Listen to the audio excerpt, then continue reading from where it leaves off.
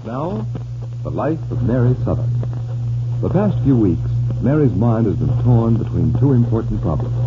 The first has been her desire to see that Phyllis, Max's crippled sister, has every opportunity for regaining her health. The second problem is in regard to Max. Most of you recall that Max, in an attempt to apprehend a gambling syndicate, was arrested himself as a member of the gang.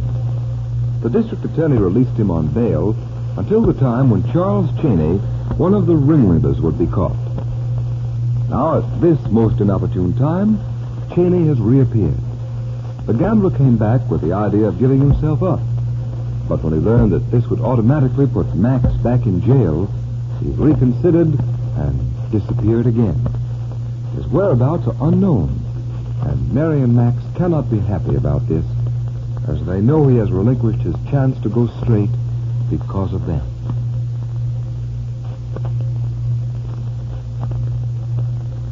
At the close of Friday's chapter, Mary, Phyllis, and Danny were awaiting the famous Dr. DeRoy, who was to examine Phyllis in an effort to determine if she will ever walk again. We opened today's scene at the point where we left off. Dr. DeRoy has just rung the doorbell of the Stratford bungalow.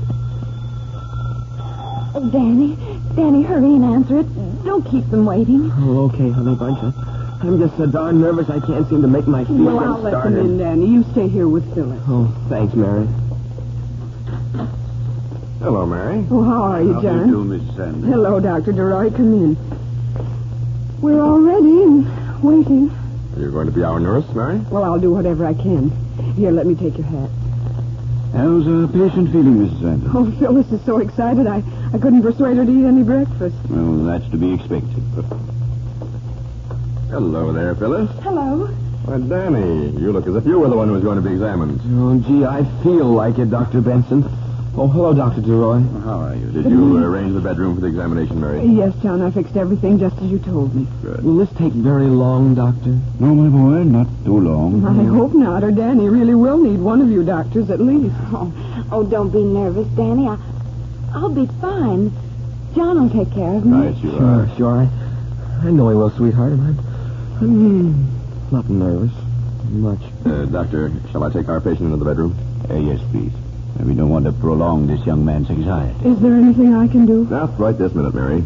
You look after Danny. All right. Now, don't be scared, Snooker Pooger. I'm not, Danny, dear. Don't you be. If I can get you anything, Dr. DeRoy, just call. Thank you, Mrs. Sanders. We'll call you in a few minutes, Mary. Oh, poor Danny. He's so worried. He's concerned about you, my dear. Well, these past few months have been so hard for him. Worse than for me. They've been difficult for you both, Phyllis. Well, let's forget about the unpleasant past, my dear. Perhaps today will be the beginning of a happy future. Oh, Doctor, if it only will be.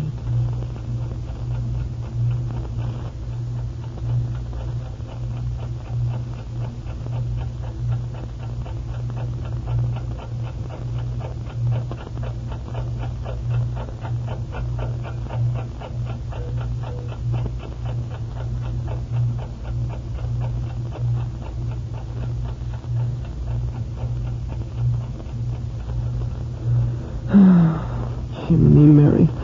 Aren't they ever going to get through? Darling, they haven't been in there more than 20 minutes. And it's going to take a little while. Come on, now try and rest back in that chair. It'll do you good. No, I'd go crazy if I tried to rest. I wish I smoked. I'd have used up a whole pack already. Well, what do you say I make some more coffee? No, thanks. Maybe you hadn't better start doing anything else. The doc will be calling you again. We'll just sit here and talk then, huh? Oh, gee, I hope that isn't any of the neighbors. We can't be bothered now. Well, if it is, I'll get rid of them, Danny. Thanks.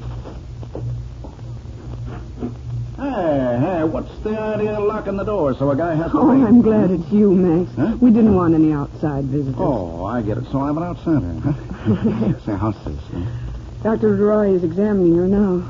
John's there, too. Did they say anything yet? No, not yet.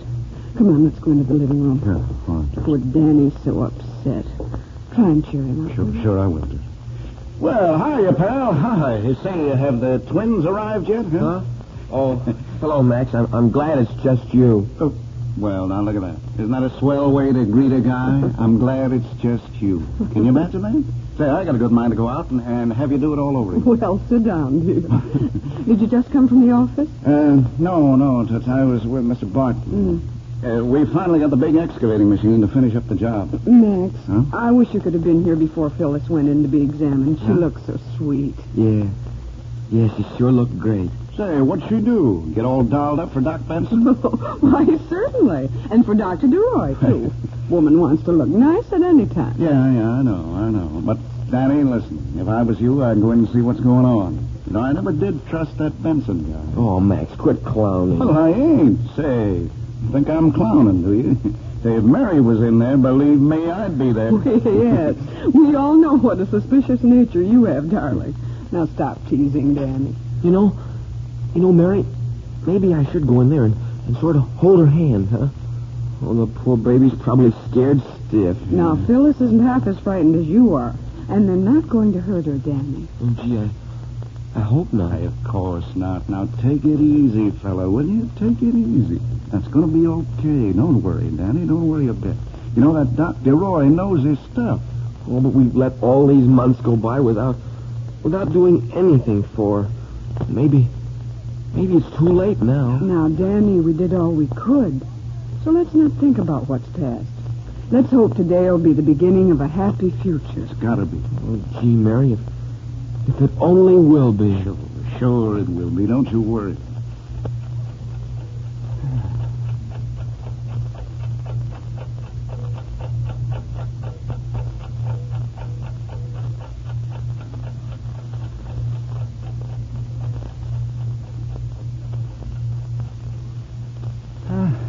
Say, you want a cigarette, Danny? Huh? A cigarette? Yeah. No. Oh, no, thanks. I don't smoke. Oh, sure. Pardon me, Danny. I forget all the time. Say, I wonder what they wanted Mary in there for. Oh, they ought to be through pretty soon. Here's Mary. She'll give us the lowdown. Mary, what's going on? How's Phyllis? How is She's she? all right, Danny. They'll be through in a few minutes. Well, what did they say? What did they say? Dr. DeRoy hasn't said a word, dear. Oh, say, I just remembered. What? Daddy wanted to see you, Max. Daddy wanted to see me. Yeah. Hey, what's up? Well, it was about Mr. Cheney. Cheney. Yeah. Daddy will tell you when he sees you. Has something new happened? I hope to tell you. That old... Oh, gee, I forgot. Well, go on. Tell I me. can't now. Was it something Daddy thought I shouldn't know? Well, yes, but... Oh, I went and blabbed out of turn, so I might as well finish. Mrs. Bruce saw Cheney coming out of Daddy's hotel. Holy mackerel. Has she done anything about it? I don't know. Daddy wanted to tell Max so he could be prepared if anything happened. Well, what kind of preparations can you make? It's like a guy being tied to a can of dynamite. You know it's going off, but you have to sit right there and take it. Well, we'll face it when we come to it, Max. Phyllis is the one to think about now. Sure, I guess you're right, Toots. I know you're right. Now, don't let this Cheney business bother you, Dan. Oh, it's tough for me to think of anything but my little baby. I'll wait just 5 minutes more and then... Here's Dr. DeRoy. Well, hello, Doctor. How do you do, Miss? Doctor, how is she?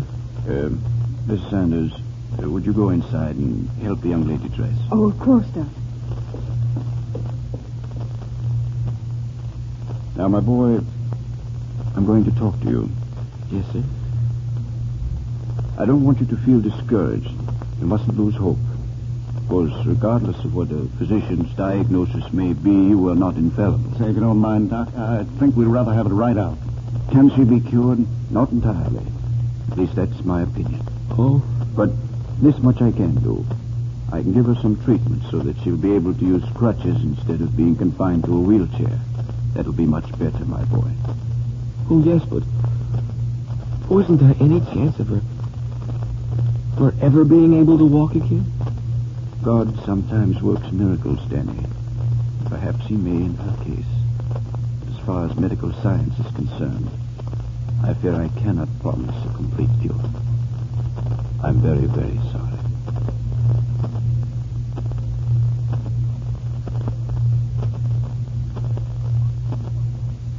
This is the time for courage, Danny Stratford. You've got to go in there to Phyllis with your chin up. Remember, it's doubly hard for her, and she'll need all the moral support you can give her.